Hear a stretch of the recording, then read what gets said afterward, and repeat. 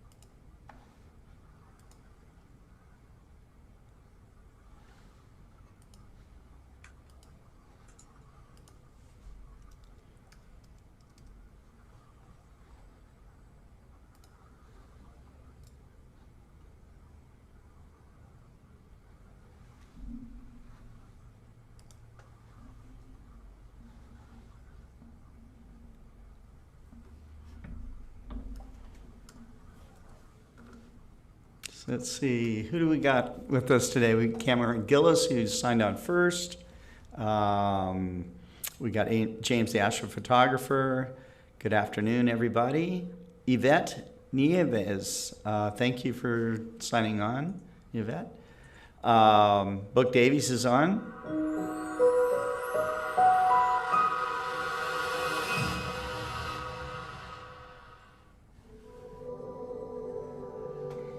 Since late 2018, NASA's OSIRIS-REx mission has been exploring near-Earth asteroid Bennu. OSIRIS-REx has captured close-up images and 3D maps of Bennu's rocky terrain, studied its geology and chemical makeup, and woodinous particles being ejected into space.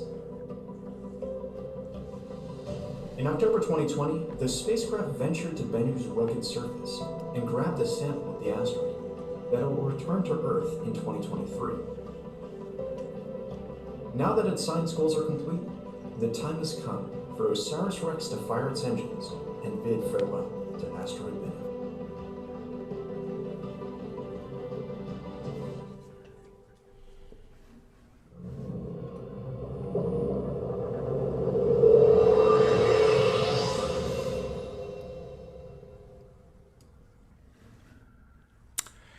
Well, hello everybody. Scott Roberts here with Kent Martz and Heath Creekmoore on the 35th episode of the FirstLight Chronicles. And so we had a great star party last night. It was our 44th Global Star Party with Cesar Brolo at the helm.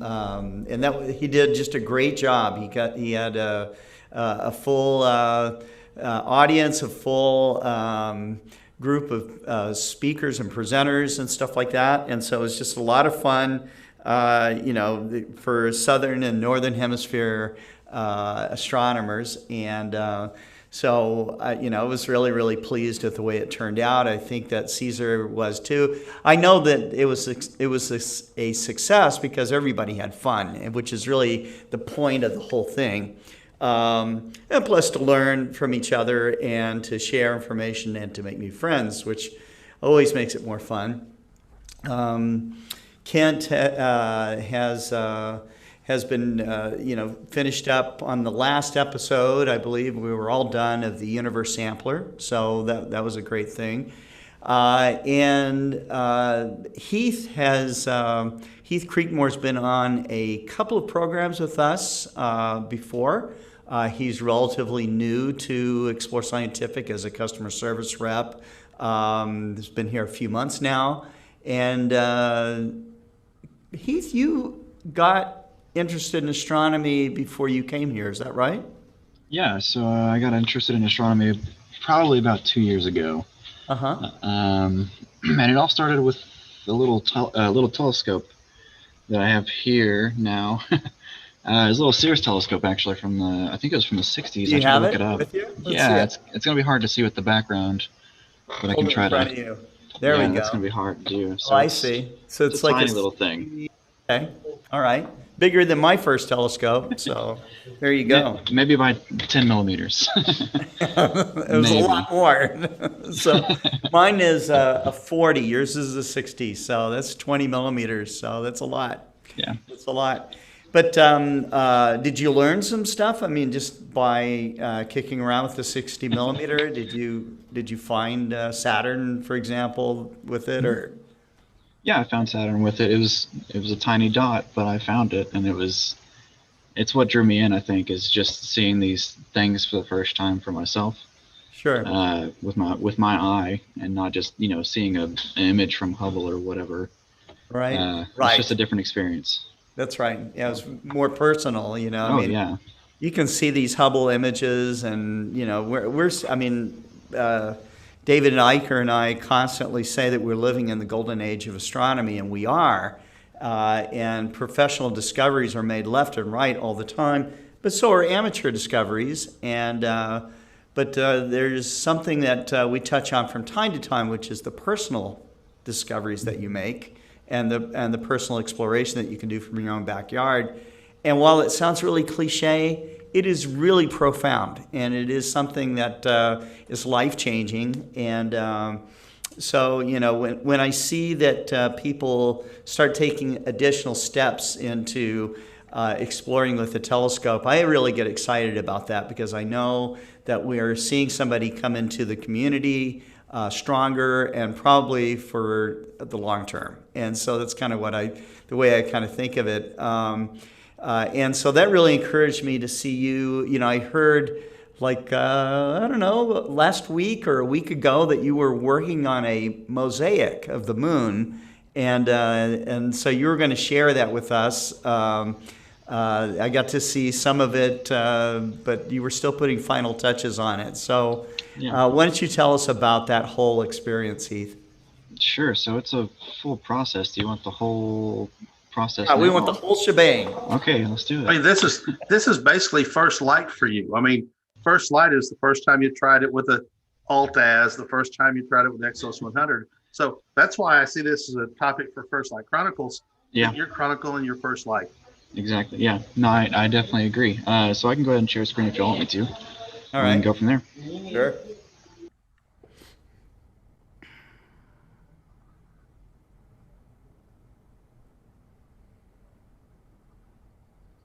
I think that you're muted, Heath. When I share screen, it changes it up on me. Oh, it does that. Okay. Yeah. All right. So. Okay, Yeah. so you got to explain this because I didn't catch the reference. Okay. Well, it's Not my picture. Found it on Google. yeah. Okay. So this is from Kerbal Space Program. It's a video game that you can build rockets and send them to wherever you want to. But I see. Mun is the name for the moon in this game. So I wanted to title it that. Anyway. So yeah, the basic setup that we saw these pictures a while back that I'm about to show you. And this was my very first time trying to image ever. Wow.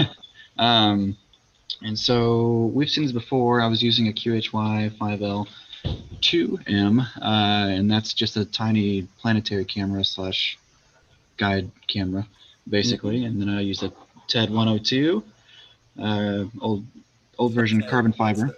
ED, now was that with the FCD1 glass or FCD100 glass? The FCD1. Okay, all right.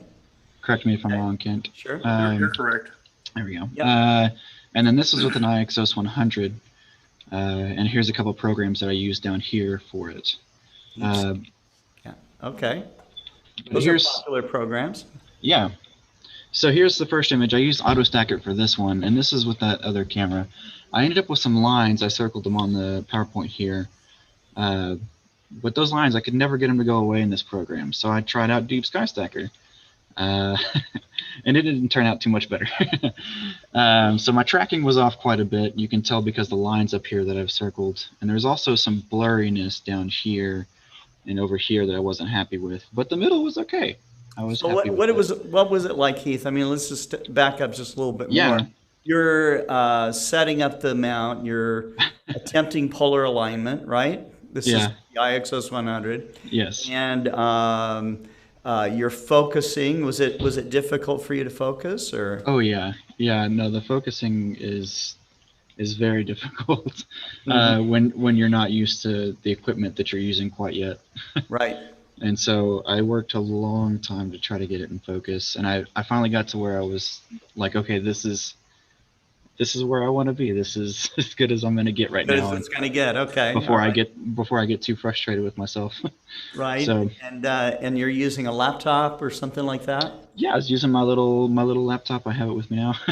Okay. All right. Yeah, it's just a little web book. Your backyard, maybe, right? Yep, my backyard. So it's a web book. It's not even a big honking computer. Yeah, it's not even meant for all right serious processing. So I don't think, because you're shooting at milliseconds here, right? I don't think that softness and issues are tracking, because over the time of milliseconds, I'm not sure that it's not going to blur. I mean, it shouldn't be a tracking issue, I don't think. I mean, it was Deep Sky Stacker, so I mean, I know it's not meant for, planetary use per se, but right. I just wanted to try it out. And that's the reason I saw a movement was these lines here and over here. I see. I know there was a little bit of movement because those frames end where those lines are. I see. So you're kind of eating up the image a little bit. Yes. When you're stacking. Yeah. So you could have cropped those out potentially and had an acceptable image, because that's where it was creeping off the edge of the sensor is what was happening. Correct. Effectively, right? Yeah. Yeah. Well, that was moving fast though for milliseconds. But again, this was how many minutes of exposure do you think? And you took the best 20%. Yeah, I mean, it's probably like 2 minutes, but I mean, there's so many photos. It's just bam. Yeah, it's just because you're shooting what, 60 a second or more? Even know. Probably less. It's a lot. It's a lot of exposures. Yeah. He's probably, thousands. I think for these old ones, I think I took a 15% rating on them for the stacking. Just as top far as 15%. the quality rating that you could set. Yeah. Right. Top 15%. Yeah. Okay. Well, that's pretty picky. Yeah. There's a lot of frames. Bill was a lot of frames. That's right. Yeah. So then what happened? Well, then I started using different items. I now went to a new camera that Tyler's let me borrow. Okay. The ZWO ASI 533. MCP. Oh, so that's where with the QHY camera, that's kind of where you stopped. You made that image and Correct. Yeah. you learned how to stack Yeah, and exactly. okay, all So right. then he saw my interest in it a little bit and let me borrow some of his equipment that he's using. Yeah. And I started using the Mac Cassegrain as well, the 152 Mac Cassegrain that we have, Okay. which is the FirstLight. And then I was using a Mazo 1 because I didn't want to bring out my You didn't my have to go through the IXOS. work of setting up an equatorial mount. Yeah, so I just did it by hand at first, and then I moved Yeah. to the IXOS 100 again. He learned why you want to use an equatorial mount. Yeah. I Yeah. just wanted to see how close I could get it manually. So now wait a minute here. So you're using 152 on an Exos 100, Yes. which is slightly over the weight capacity we recommend for astrophotography. Is that right? Correct, That Heath? is absolutely correct. How much over is it? You know, it's enough over. It's enough. But I balanced it really well. I balanced it really well. Obviously, it worked. So Yeah. So I balanced it as best I could, and we went for it. So, okay. yep. So I'm going to go ahead and start with the Mazo 1 pictures that I took, and you'll see why I went to IXOS 100 after that. So you can see some movement up here. This is one of my first images, and it really pops. Nice. Yeah, it was a lot better than the other ones with a bunch of Yeah. lines through it and stuff. Beautiful. But I had movement, obviously. I was trying to do it manually. But I had a lot of nice craters and stuff because Yeah. the light's hitting it from the side, and there's shadows. You can tell the depth of some things. Oh yeah. Um, Very 3D. Looks very nice. yeah. So there was movement, though, like I said, and that's why I circled this up here. That's where you can see it the most, is right there. And I took some other shots with it on the Mazo 1. Mm-hmm. This is probably one of my favorites. There's a lot of Yeah. a lot of look at that. detail, a lot of craters. It looks like something out of a science fiction film or Yeah. something. Love that. The lighting is nice and very low angle. Yeah. And so it provides a lot of really good deep shadows. I think Stanley Kubrick on 2001: A Space Odyssey might have used that shot. That's my thinking. Maybe less blur, but yeah. Again, you can see some blur up in these parts with a bunch of detail, and I wasn't too happy with it, but I really love it. That's when I started getting really excited, was when I saw this one. So from there, I went to Deep Sky Stacker just to try it out, and it ended up sort of blurry, and I couldn't really mess with the wavelets too much and get it fixed, so I stopped using it. And What happened? We went from like these really amazing shots to this one. So It is just this how one's kind of soft and Yes. Fuzzy. muddy. Was it the sky conditions, or what do you think happened here? No, this is the same picture as this one, just a different program. Wow. Yeah. So What this a is deep. difference, huh? Yeah, this is Deep Sky Stacker. It didn't turn out as well. it's designed for stacking. It's designed for stacking Yes. deep sky objects, not planetary. Yeah. And- On and- stars, right? So Yeah. I just wanted to try it out, and like the name says, Deep Sky. So Yep. I wanted to try it. use the right tool for the right thing. That's Correct. right. So from there, I started taking pictures of different parts of the moon when the moon was like 90-something% full. Okay, now it was- wait a minute. I'm seeing the word Yeah. stitching up here. That means Correct. that you're taking separate shots and stitching like a mosaic. Is that what you're telling me? Correct. Yes, I You was. launched from taking your first shots on the moon ever, like taking a baby step, and now you're entering into the Olympics of shooting the moon. Trying to. I'm trying to. Mosaicing and stitching. Maybe it's easier now, but I remember a long time ago trying to do this, and tweren't easy. Yeah. That back in the old days of that thing we call That's right. film. That's right. Well, the dinosaurs kept messing me up. So. So Heath, you use the Wayback Machine because you use an old program. Why did you choose to use an old program when there's other programs out there? I've I've read quite a bit about the moon pictures and beginning to stitch things together and make mosaics, and I had 3 or 4 sites that said image composite editor is a good way to get started. So I'm not to that level of mosaics and stitching to where I could take the time and try to crunch it all together.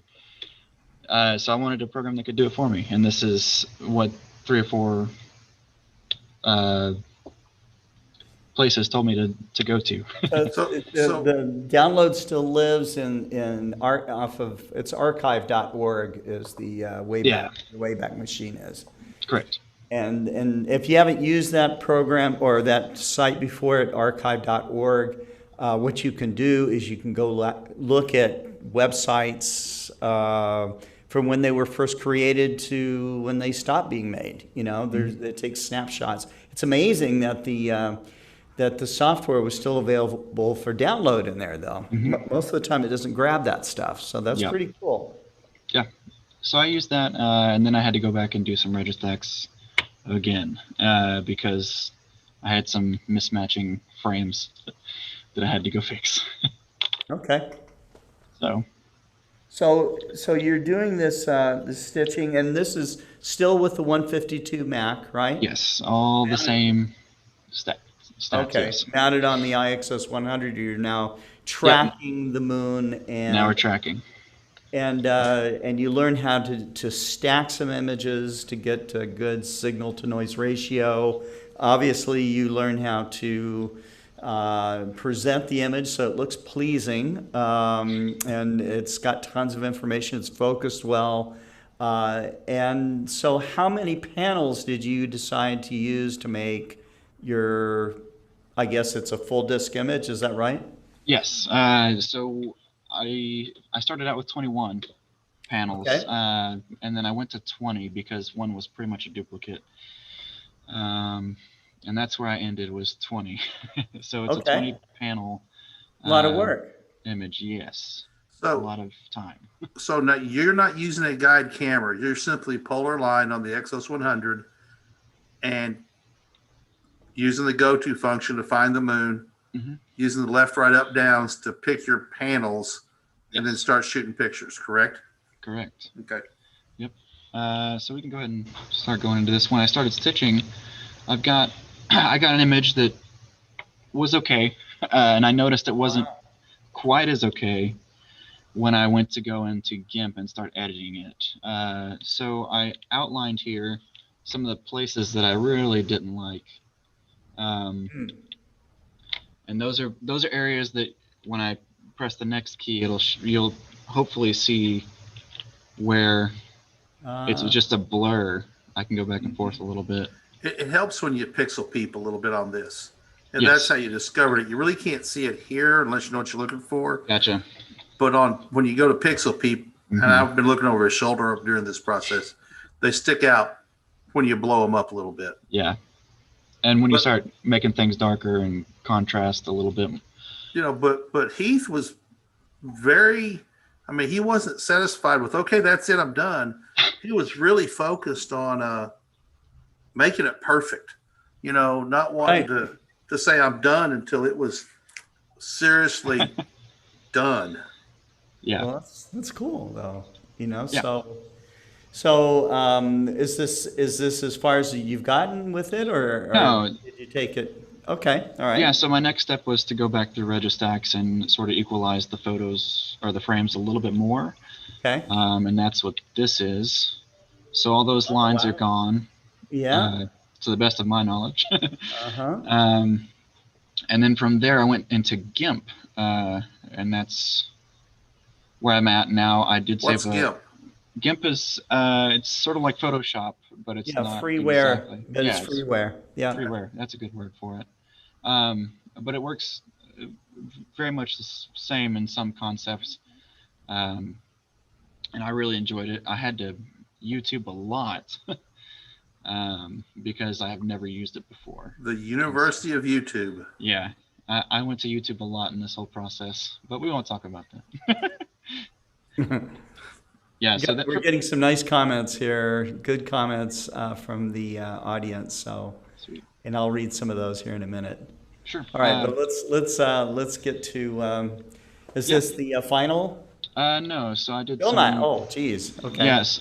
So I went through GIMP, like He's I was going saying. down the rabbit hole of making it better and better. Okay. Right, trying. So this is my final. I did some contrasting work on it and darkened it up a hair. Oh, wow. You used a little burn and dodge, didn't you? A little bit on the top. I think I could have used a little bit more maybe on the top and in the middle by Tycho, or however you want to say it. I don't know if it's a technical way to say it, but I did some darkening and I did some burn and dodge and a little bit of contrast, I think. Most Americans call it Tycho. I've heard university professors call it Tico, okay? Mm-hmm. And then we had a guy from, I guess, Tycho or Tico or whatever is from I guess Denmark? he's Dutch. He's Dutch? Dutch or maybe he's Denmark. Anyways, I was at a dinner one time and a bunch of very knowledgeable astronomers are there from all over the world. And we were in Germany. And the host asked each person to stand up and say the name of their country's most famous astronomers, or physicists or whatever. And we get all the way down, and this guy stands up and he says, Chugo. And everybody's like turning, going, who in the heck is, who's Chugo? And he goes, Chugo. Everybody knows Chugo. And he writes it down. It's Tycho. So it is Danish. And that's how you pronounce Tycho, Tico, Chugo. Brahe or Brahe? We didn't even get into that. We'd had a couple of, beers or something. It was Germany. Yeah, beer. Some local time. brew. There's a lot of laughing going on, but it was funny. I mean, the look of incredulous look on this guy's face, like, of course everybody's heard this guy. It's like saying the name Einstein or something. So it was pretty funny. But the way that we say names of stars and astronomers and stuff like that, it's pretty interesting. So, but. Beautiful work, Heath. I'm impressed with what you've done. I see like there's little lines on around the moon. It looks like a square. I suppose it's part of the mosaicing artifacts or something in the background. It could be. Yeah, it could be. Yeah. Oh, yeah, I see what you're saying now. Yeah, the lines back here. Yeah, that's part of the mosaicing. And I was working in GIMP to try to get rid of those, and I just sort of went down a rabbit hole. And so I just went back to the basics and left it that way for now. Right. So Heath, what were the problems you identified with that you and I have identified with this picture? Because we talked about it in pretty good detail. What'd you learn from all this? So I've got a slide for that, of course. So I've got illuminate cone error. There was a little bit of movement in some of the frames still, and that's on me. I didn't eliminate cone error. You're talking about cone error on the mount from the telescope. From the telescope, yeah. Okay. From mount to telescope, cone error, yes. Hang on. So cone error is your mount is pointing directly at the north pole, or pointing at a spot in the sky, theoretically, at the north celestial pole. And your telescope is pointing off at an angle of fractions of a degree to 3 or 4 degrees, potentially. Correct. And that's called cone error. So a lot of people struggle with that. They don't zero it out. So the telescope is looking at exactly the same spot in the sky as your mount. Yeah, which you think is 90 degrees is really not 90 degrees in declination. Right. Yeah. Okay. So yeah, and then I needed to get more data in my images. So I did take some time to make this slide, and you can see a lot of burnout in some of these pixels here. Oh, I see. So what I'm going to do is shorten my exposure up and turn my gain down a little bit more and see what I get next time. So that's what I'm going to work towards. So this is like slide film. Oh, sorry. Yeah, keep it there. Thanks. Yep. This is like slide film, When you overexpose a digital image or a slide, there's no data there. You cannot recover it. And we used GIMP to try and rubber stamp it out, to burn it in. There's no data. You can't overcome it. Mhm. And so the only options are to use a shorter exposure and turn the gain down is the other option. So sort of like f-stop and shutter speed, well, the first one is shutter speed. And gain is somewhat like f-stop. The only other thing you can do then is start using a mask to reduce the amount of light coming into the telescope, because once that is gone, you can't create anything without these bright white spots all over the image. So that's what he's going to work on next, is trying to work on his exposure a little bit. And the limb brightening, that white rim around the moon like we see in the bottom right-hand corner. Yeah, over here. Image, that's a tough one because the sun shows it, all the bright planets show it, it's just limb brightening, and you've got to figure out how to overcome it. Yeah. And that'll be a fun process to watch you do. Fun. Fun for me, not maybe fun for you. We'll see. I'm sure he's enjoying the whole process. Yeah. I hope you are. 'Cause I am. That's what will sustain you. Some people, Heath, really get frustrated. They can't achieve the perfection that they want. They think it should be faster and easier to attain, and and they go one way and they go another way, and they go, "Guy, I just cannot figure this out. Maybe I'm not the right kind of person to do astrophotography." Versus the person that looks at every data set that's coming through and going, there's something to learn from every image, and that's really where you're, harvesting the wealth of the experience. So, I would say that I'd say you're going down the right path, and I'm really impressed with what you've done. So, good job. How many hours, Heath? Imaging On this or image. editing? Okay. Capture to editing. Too many. If I took out what I did in GIMP that I took out, it would probably be 6 hours in total. That's not bad. Maybe more.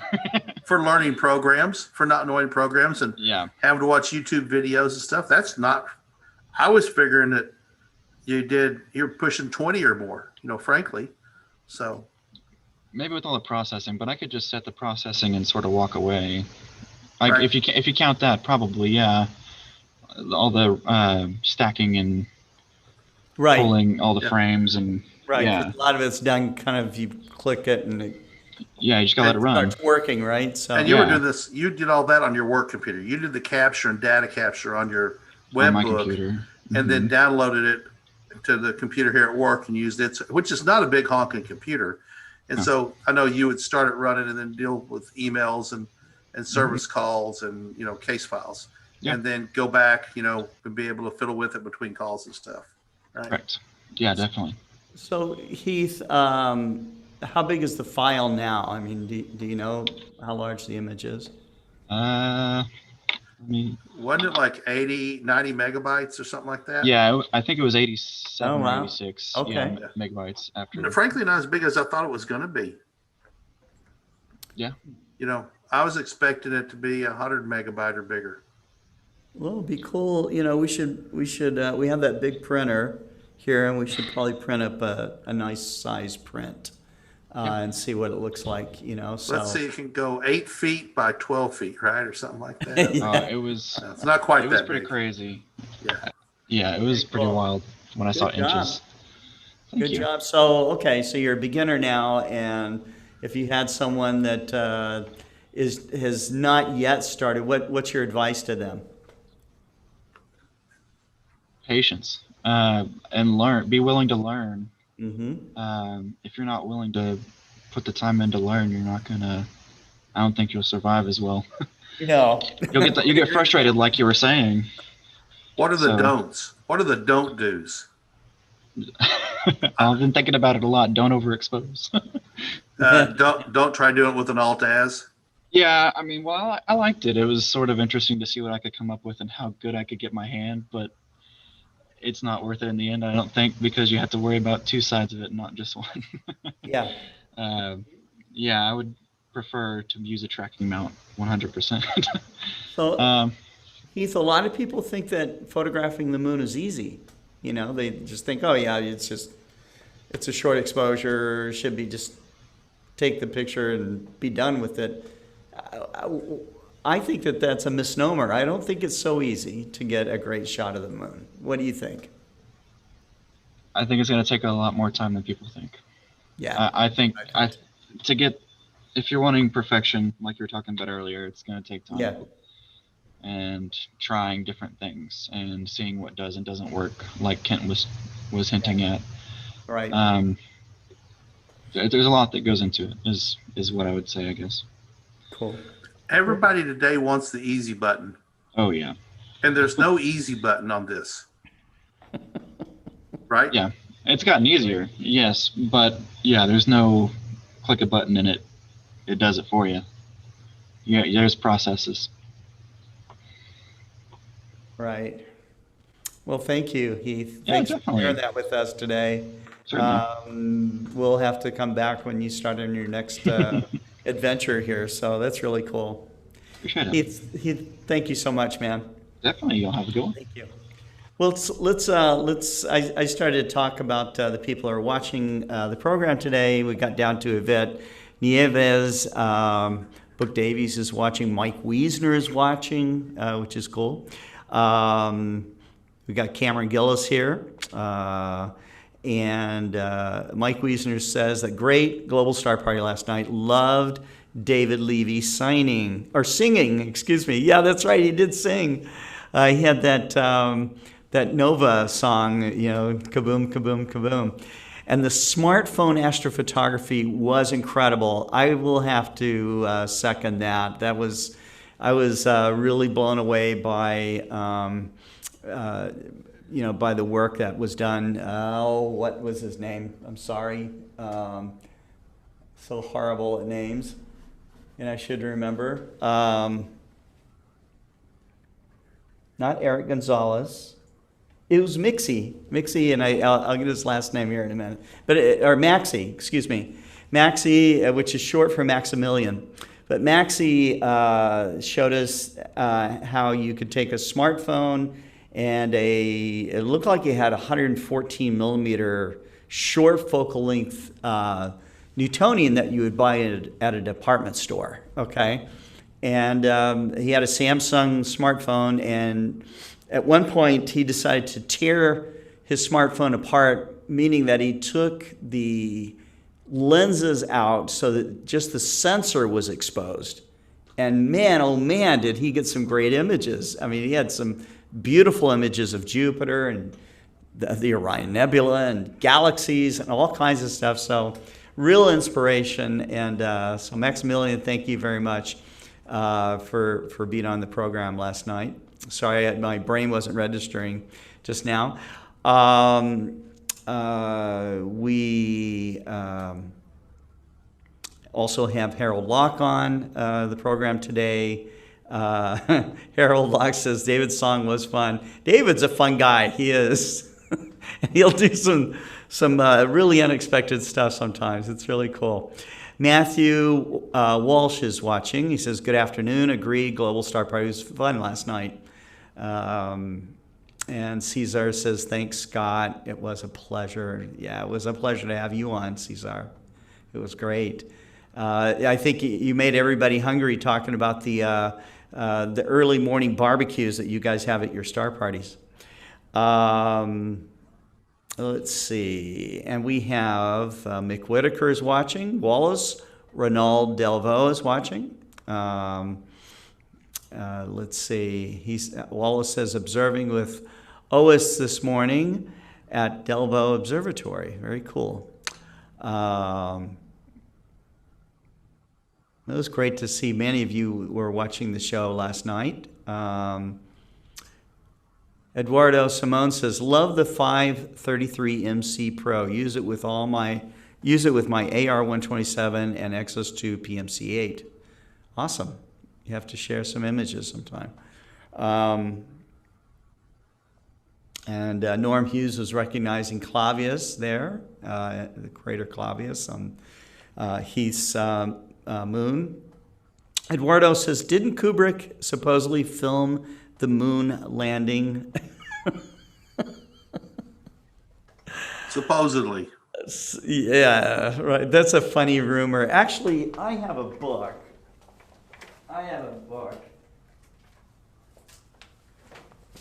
It's fairly sizably thick about Stanley Kubrick, and there's a whole section about 2001 in there, and you know, he was never called upon to do it. I think it just got to be like some sort of a crazy rumor. But, you know, the Apollo 11 landing almost didn't happen, and we all know the reasons why.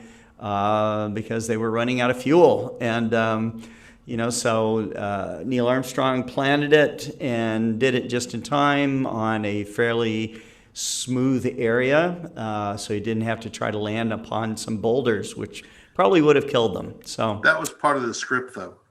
yeah, that was right in the script. Had to have a drama issue. Right, yeah. And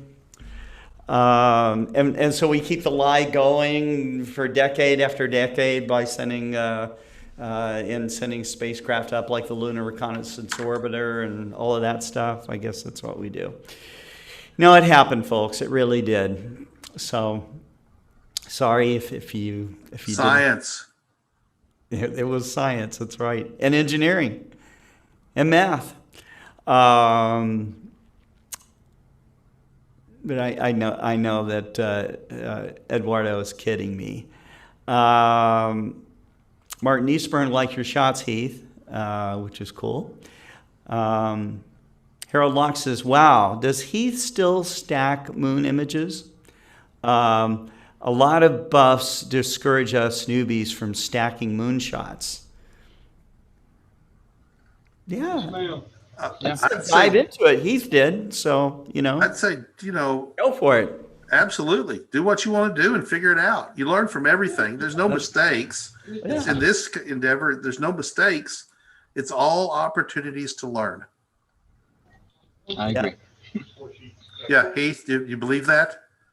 Oh yeah. Yeah, no, I like stacking it. I think it brings out some more detail in my images, but I mean, some may find it easier to do a different way. It's up to the Right. beholder. That's right.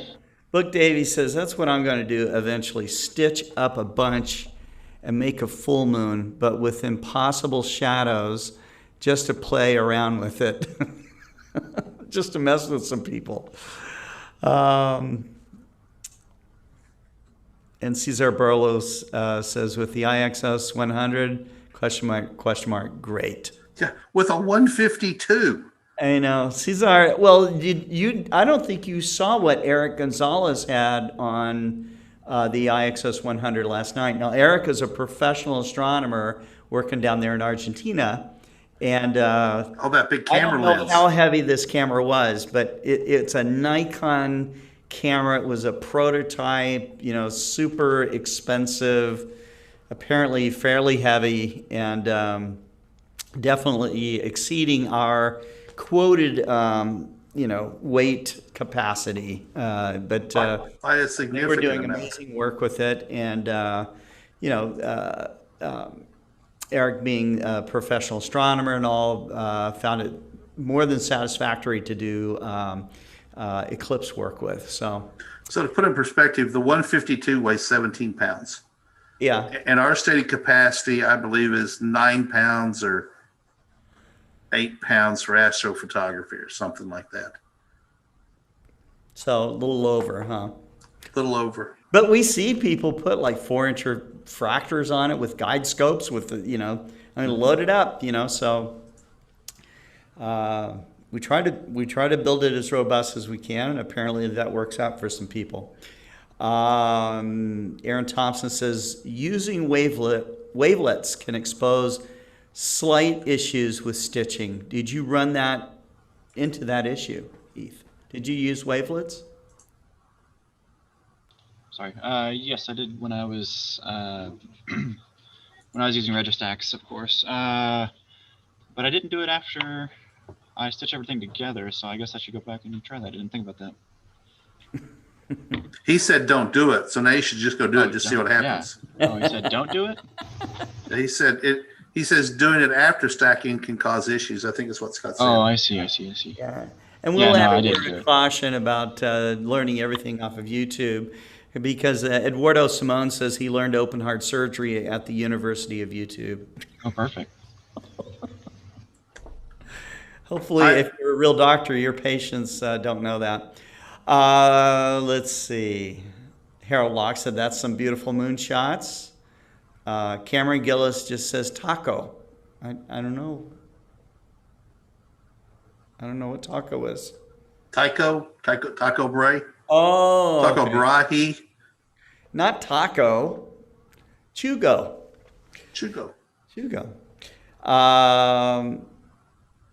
Eduardo says, great shots of the moon. Keep on working at the craft. So we're getting some ups there. That's really cool. Martin Eastburn says, good one there, Cameron Taco. Let's see. And Book Davies says, soft CH as in Bach. Yeah. Huh. Okay. Soft CH as in what? Bach, like Beethoven and Bach. Yeah, Johann Sebastian Bach. Yeah, right? Adrian Noack says, if you use more gain, you are losing quantification levels. Okay. Something to look at. Yeah, that's why he's going to turn the gain down, because it was too high, so he was losing information basically. I see. Norm Hughes says, mostly because of the full moon, way hard to get a great image from it. And let's see. Moon is a great place to start for astrophotography. It's true. Matthew Walsh says, yes, that's some fantastic detail. Great job with resolution. Imaging the moon is a skill in and of itself and isn't as easy as it looks or as it sounds. Ken Noble says, can Heath show us a picture of the 152 on the IXS 100? Do you have a picture of the setup, Heath? No, I don't know if you actually want to see that. Okay. Well, you'll have to get a picture of it, and either you or Kent can show it on the next FirstLight Chronicles. Sure. Let's see. Jim Norwood. I took a similar learning journey as Heath did with the IXS 100. I tracked and stacked, but my refractor was small enough that I could skip the compositing step. So he's getting the whole moon. That's cool. And people really liked what Caesar did last night. I loved it. I thought it was awesome. Can't wait for him to do it again. Norm Hughes says, we don't stack single frame images. I think misunderstanding. You shoot a video and it gets broke down to single frames and stacked. Okay. Norm says, last moon I stacked was 2,000 or 25,000 frames and used 25%. Yikes. Okay. Book Davies says the crash course on brain surgery channel would be fun. And crash is a great term for it.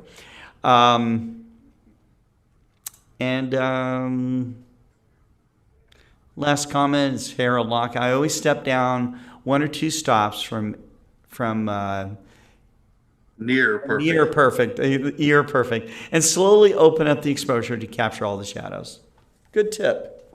Great tip. Okay. So before I turn this over to Kent, I did want to let you guys know that next Tuesday we will not have Global Star Party, okay? Because we're pushing it all the way off to Saturday, which is May 15th. And May 15th is International Astronomy Day. And so to celebrate that, the Royal Astronomical Society of Canada, the Montreal chapter, is going to be our special guest host.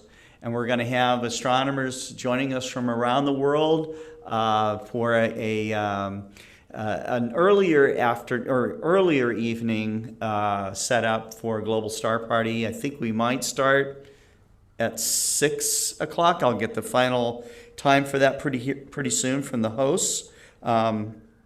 And it'll be a lot of fun, and we already have people signing up for it. If you, in particular, watching the program, would like to help celebrate International Astronomy Day with some sort of, short presentation, a 5 or 10 minute presentation would be very suitable. Get in touch with us, and we'll get you on the GSP on our 45th edition. So, Scott, how do they get in touch with us? The best way probably is to write Explore Alliance at explorescientific.com, and we'll get you set up for that. So, okay. And I'm going to turn it over to you, Kent. I don't have anything. Heath was my program. It was hard work for me. I slaved for hours and hours working on that program. It's hard work. You were like holding his hand over the mouse and moving it. Well, there was a couple of times in GIMP I nearly was because I don't believe that because I used Photoshop in my newspaper career, so I was I was sent. You used clay tablets. Yeah, we do. And chisels. No, I showed him how to rubber stamp stuff and cologne and burn and dodge. He took off running. Well, that's cool. He saw that and he took off running with it. And that a little bit of burn, at 25% with a nice soft edge, really was able to create a better image for him that he couldn't handle with the individual panels. But by burning in just a little bit, he was able to really take down a couple of patches of brightness, made the picture a whole lot better. Right. Yeah. So anyway, I think the point of it here is you just got to start. It's just you got to just go do. So, I was going to take a telescope this weekend going camping, but it looks like it's going to be cloudy and rain most of the weekend. So I might take some binoculars and go do some bird watching or something. That'll be good. At a state park, and then I can write it off since it's a business expense. Arkansas has some incredible birds. It really does. I mean, it's just, it's amazing. We have all these songbirds that come through and woodpeckers. I saw a huge woodpecker. He must have been darn near 2 foot long. I mean, giant. I was shocked how big this woodpecker was. Turkeys, all kinds of birds. And we even have bald eagle season out here. So it's just majestic to see them, and they're huge. And okay, I want to share a picture Sheldon shot. Okay. If you looked at it, but yeah, we now have nesting pairs of bald eagles here. Yeah, we should probably start adding that to FirstLight Chronicles as some of Sheldon's bird photography. So I'm going to start out with that image really big, because it's impressive unto itself. So I'm going to start out. I don't know if our audience likes birds or not, but I do. Well, it's shot with a telescope, and this is impressive. So say what you want. That's true. It's done with an Explore Scientific ED80. So.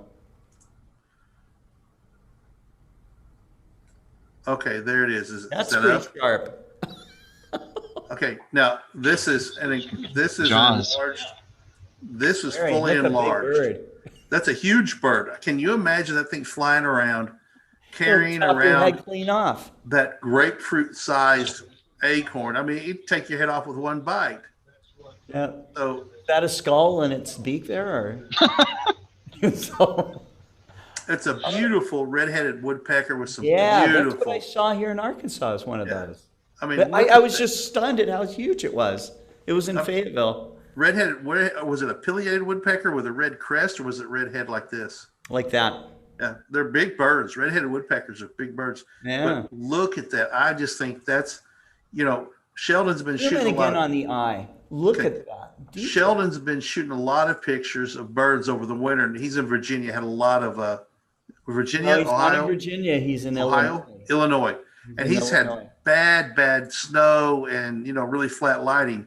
And he's finally getting some sunlight. But look at that. I mean, look at the tiny pores in the beak, Yeah, he has one on a bird. You can see the little the hairs on the tongue or the little things on the tongue, where is a little downy woodpecker, where they Right. stick their tongue in and pull out ants and stuff, and you could see those. I mean, Yeah. and his secret is he focuses, and you want to talk about an act of patience.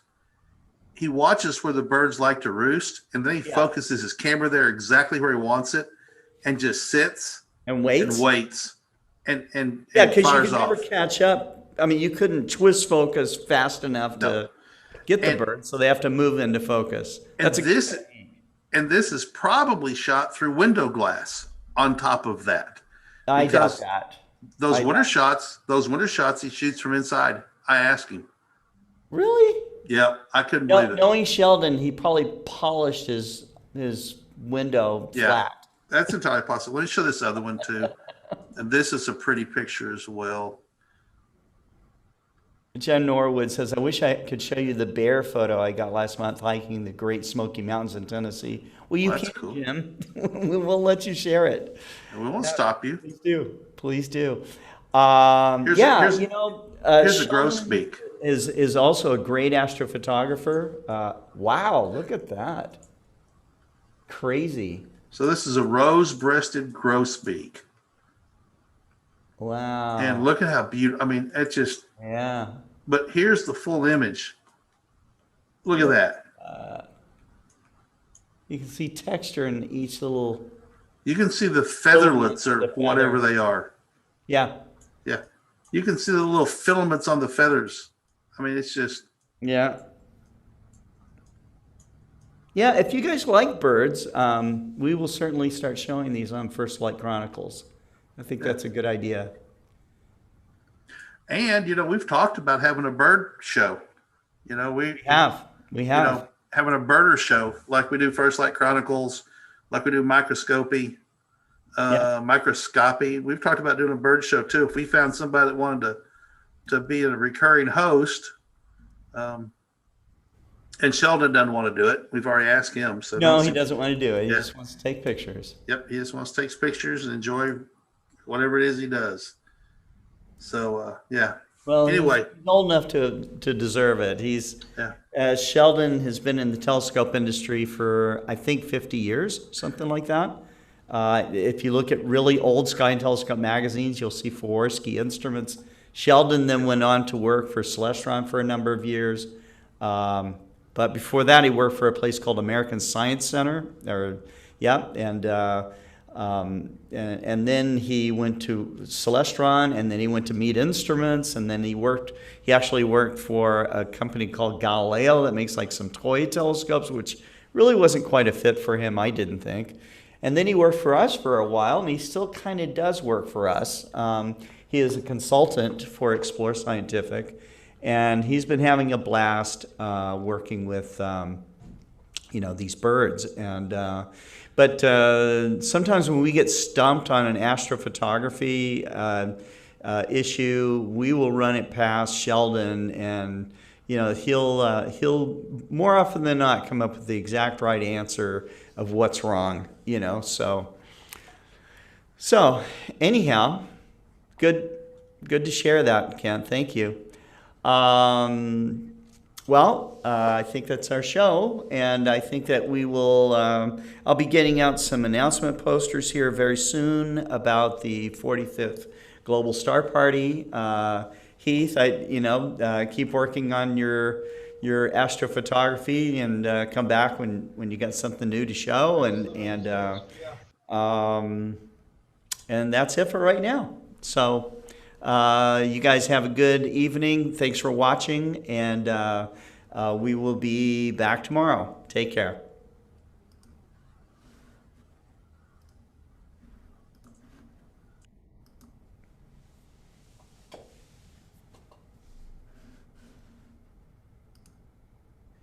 Here's the Explore Scientific IXOS 100 Equatorial Tracker mount. We've got it mounted up here with a digital SLR that's got the dovetail plate here. We also have it kind of mounted on our extra heavy duty tripod. But this whole thing is operated remotely. You can see Ken's operating it with his Apple tablet here, but it'll run off a Windows tablet or an Android tablet. What do you like about this whole system, Kent? I find it very intuitive. It's very quiet. Like any go-to system, there are things to learn. Sure. But once you learn those things, it makes it really easy to find stuff in the sky. Sure. Now, this is running our Explore Stars app. If you're going to do astrophotography, you need to be running it with a planetarium program hardwired to a ASCOM, computer. that's right. So ASCOM this runs program. wireless, wired, okay? It's super versatile. It not only has go-to capabilities, but you can also add a guide scope with an auto guider CCD type of camera onto it. So, and you know, the thing that you're gonna really love about this is the price of this instrument, which will fit neatly into your budget, I'm sure. So check it out, look online, check out the specs, give us a call if you have any questions.